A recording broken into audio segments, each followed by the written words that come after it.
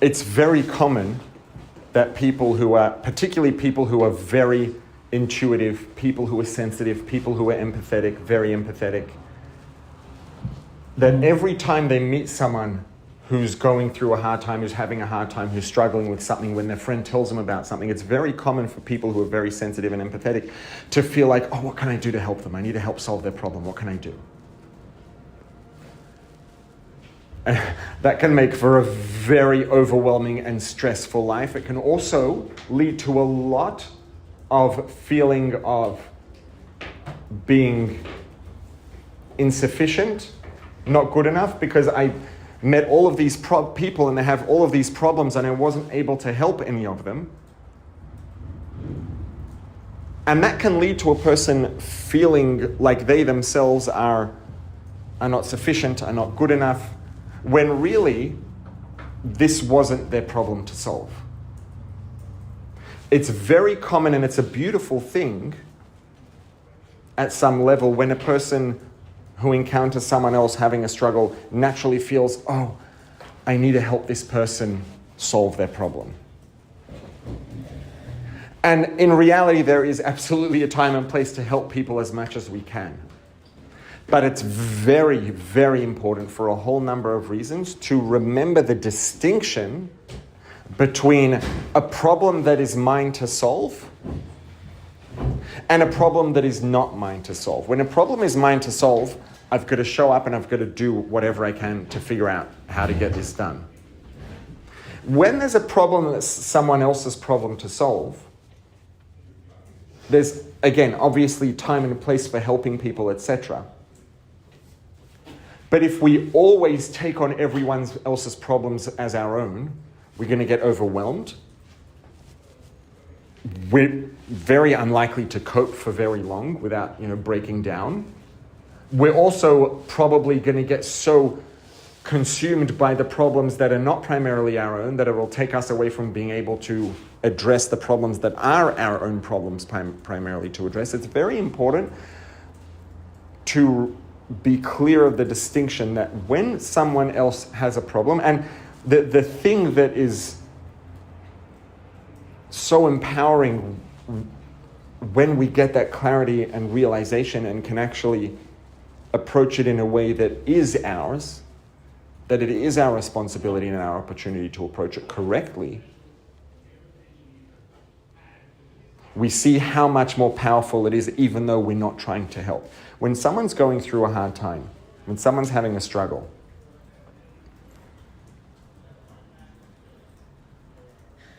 I would say broadly, most of the time, we can't solve people's issues for them.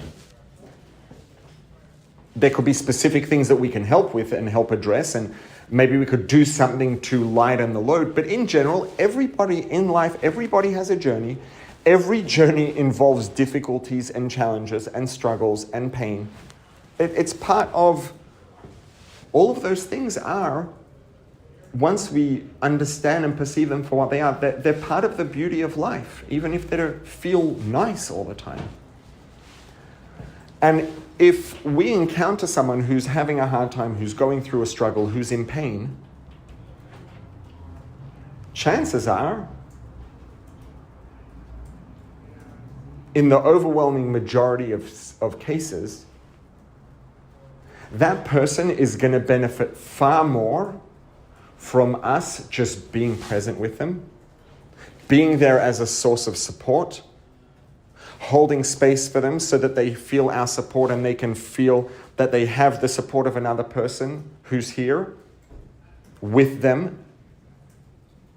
And that support that we can provide by just being deeply present with them as a source of non-judgmental, just support, not even support's not quite the right word. I would say a more specific way of saying it that I think is more precise is a supportive presence.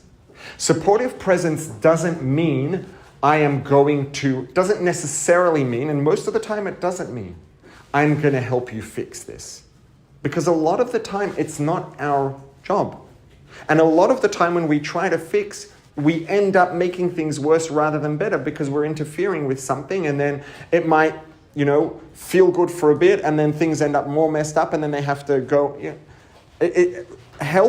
Trying to fix things that are not ours to fix most of the time is not going to be helpful.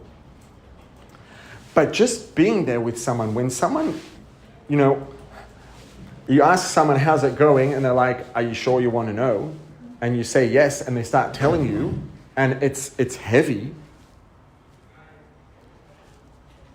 If we can, in that moment, be deeply present with them, deeply present as a non-judgmental, supportive presence.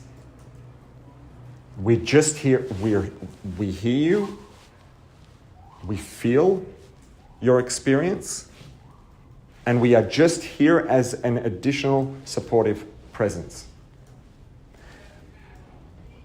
The amount of relief, of support, of strength then that can bring someone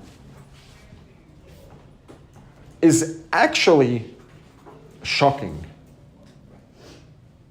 And most of the time, that's what people need.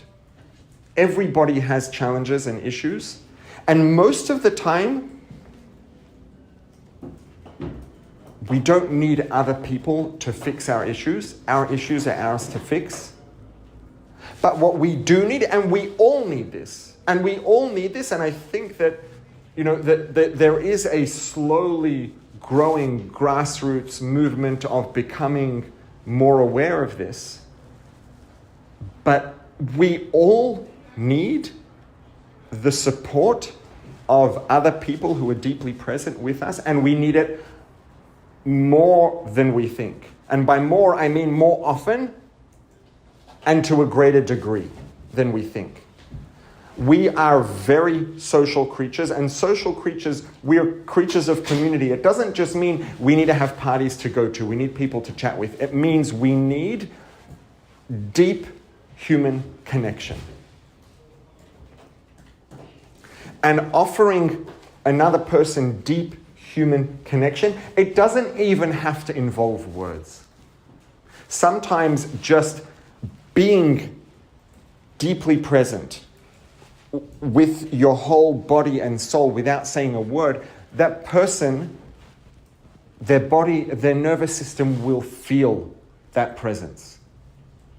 It will feel the presence of the additional body as a source of company, of community, and of support.